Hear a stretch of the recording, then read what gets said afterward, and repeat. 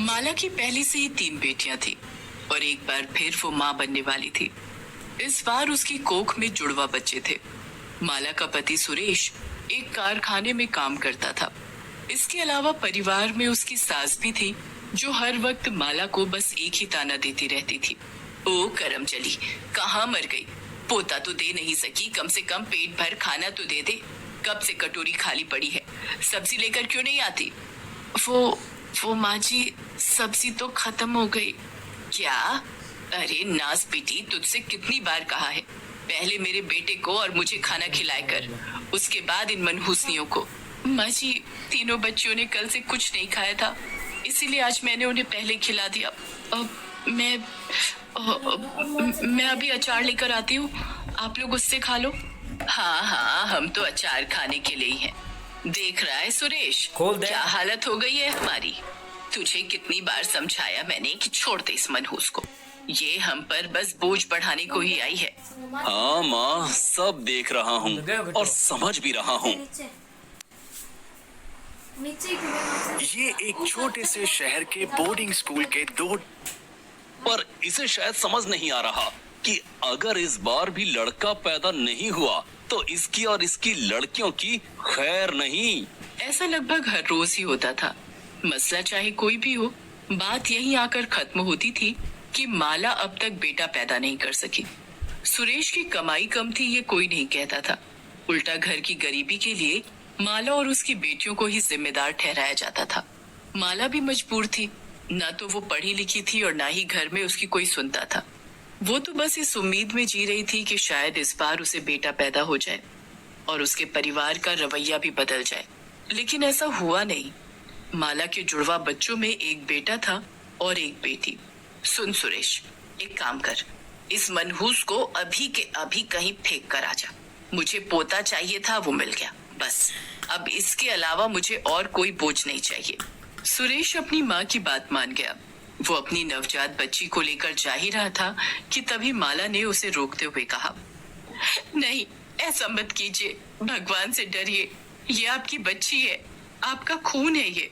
तू चुप कर, तुझे तो कुछ करना नहीं है, इसका खर्चा पानी तो मुझे ही झेलना होगा ना। पहले से ही ये 3 लड़कियां जन के तूने क्या कम आफत डाल रखी है जो अब इसे भी मेरे सिर पर मरना चाहती है।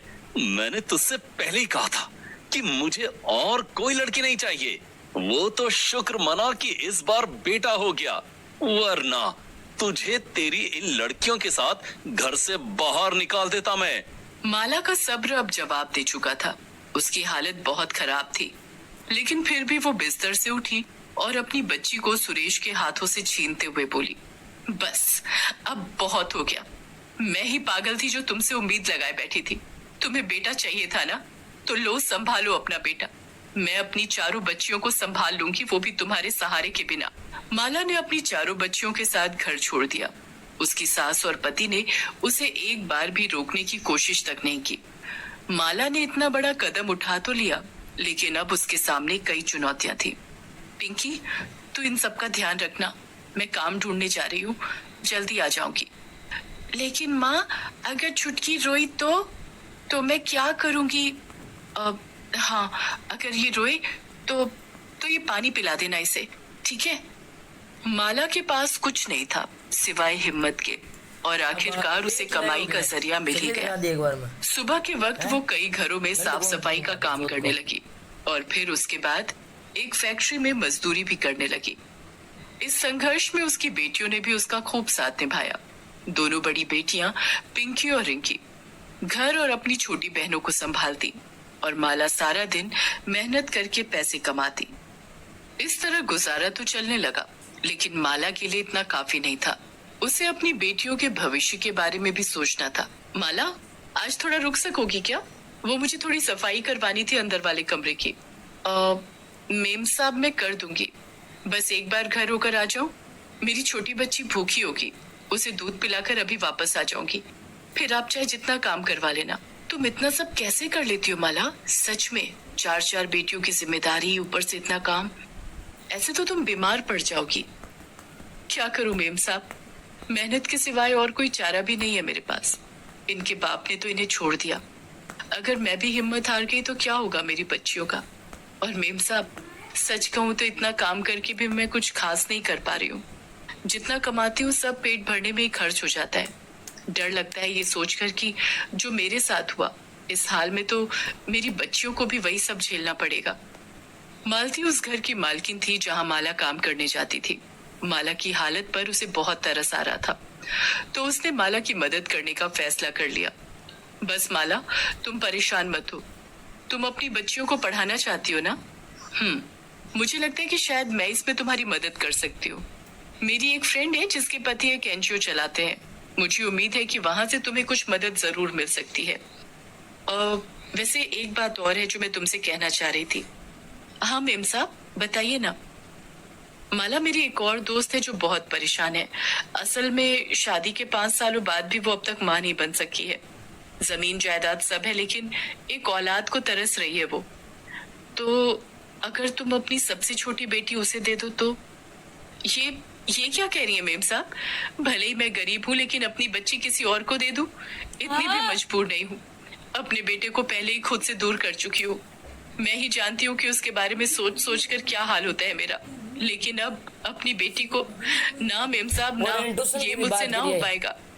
माला रोती हुई वहां से अपने घर आ गई। घर आते ही उसने देखा कि उसकी सबसे छोटी बेटी बेहोश पड़ी है और उसके आसपास तीनों बेटियां रो रही हैं। क्या क्या हुआ? तुम सब रो क्यों रही हो? माँ, देखो ना, ये छुटकी उठ ही नहीं रही है। पता नहीं क्या हो गया इसे। पिंकी की बात सुनकर माला के होश उड़ गए। उसने फौरन अपनी बच्ची को हिलाकर देखा तो पाया कि वो बेहोश थी। माला फौरन उसे लेकर मालती के पास पहुंची। मालती ने भी देर नहीं की और फौरन उसे अस्पताल लेकर गई। बच्ची अब ठीक है, लेकिन बहुत कमजोर है और इसीलिए वो बेहोश हो गई थी। आप उसे कल अपने साथ ले जा सकते हैं, लेकिन उसकी खुराक पर बहुत ज्यादा ध्यान देना होगा। उसे हर 2 घंटों में दूध चाहिए, और वो भी अच्छी क्वालिटी का, जिसमें पूरा न्यूट्रिशन हो। और हाँ, बच्ची को हमारे पास लाते रहिएगा। उसका रेगुलर चेकअप भी बहुत जरूरी है। डॉक्टर अपनी बात कहकर चले गए, लेकिन माला सोच में पड़ गई। उसकी माली हालत ऐसी नहीं थी कि वो अपनी बच्ची का उतने अच्छे से ख्याल रखे जैसे कि डॉक्टर ने कहा था। जब उसे कोई रास्ता नहीं सूझा तो अपने कलेजे पर पत्थर रखकर उसने मालती से कहा, मेम साहब, आप अपनी दोस्त से पूछिए, मेरी बच्ची की हालत भी बता दीजिए। अगर फिर भी वो उसे लेना चाहे तो। माला अपनी बात पूरी करने से पहले ही फपक कर रोने लगी। मालती ने उसे संभालते हुए उससे कहा, तुम कुछ गलत नहीं कर रही हो माला। बच्चों को सिर्फ पैदा करना ही काफी नहीं होता, उनकी सेहत और बेहतर भविष्य के बारे में भी सोचना पड़ता है। अपनी ममता का गला घोंटकर आज जो तुम फैसला ले रही हो, मैं तुम्हें विश्वास दिलाती हूँ कि उस पर तुम्हें कभी अफसोस नहीं होगा। मालती की मदद से माला की दूध पीती बच्ची को न सिर्फ एक भरा पूरा परिवार मिला, बल्कि एक माँ की सोनी गोद भी भर गई। मालती की दोस्त ने बच्ची के बदले माला को काफी सारे पैसों की पेशकश की, लेकिन माला ने उन पैसों को लेने से साफ इनकार कर दिया। नहीं मेम साहब, मैं अपनी बच्ची आपको बेच नहीं रही हूँ, बल्कि सौंप रही हूँ। अगर आप मुझे कुछ दे सकती हैं तो बस इतनी इजाजत दे दीजिए कि साल में बस एक बार मैं अपनी बच्ची को आकर देख सकूं, बस तब तक जब तक ये बड़ी ना हो जाए। उस महिला ने माला की बात मान ली और इस तरह माला ने अपनी एक बच्ची का जीवन तो संवार दिया, लेकिन अब सवाल बाकी बच्चियों का भी था। ठीक है, हम इन तीनों बच्चियों की पढ़ाई की जिम्मेदारी लेंगे, और अगर आप चाहें तो आप भी हमारे एनजीओ के लिए काम कर सकती हैं। आपके हिसाब से कई काम है हमारे पास, जिन्हें करके आप अच्छे पैसे भी कमा सकती हैं और समाज की भलाई भी कर सकती हैं। माला की बच्चियों का भविष्य अब अधर में नहीं था और ये सोचकर माला बहुत खुश थी, लेकिन अब भी कुछ तो था जिसकी चिंता माला को खाई जा रही थी, और वो था उसका बेटा, जिसे वो अपने पति और सास के पास छोड़ आई थी।